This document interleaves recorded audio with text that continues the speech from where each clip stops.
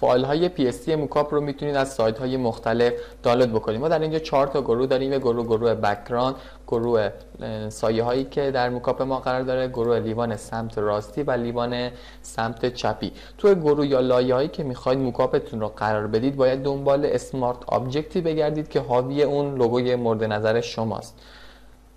ما در اینجا اون اسمارت آبجکت رو انتخاب میکنیم و صفحه جدیدی برای ما باز میشه. در اینجا ما باید طرح مورد نظر خودمون رو جایگزین کنیم که من اون طرح رو اینجا حاضر کردم. با فشردن کلیدهای کنترل آ و کنترل سی من این طرح رو کپی میکنم و در اینجا با فشردن کلید کنترل وی طرحمو پیست میکنم و اون طرح قبلی رو پاک میکنم و طرح خودم رو جایگزینش میکنم و با فشردن کلیدهای کنترل اس طرحمو سیو میکنم و الان میتونید اون طرح رو ببینید. همین کار رو روی لیوان سمت راستی انجام میده.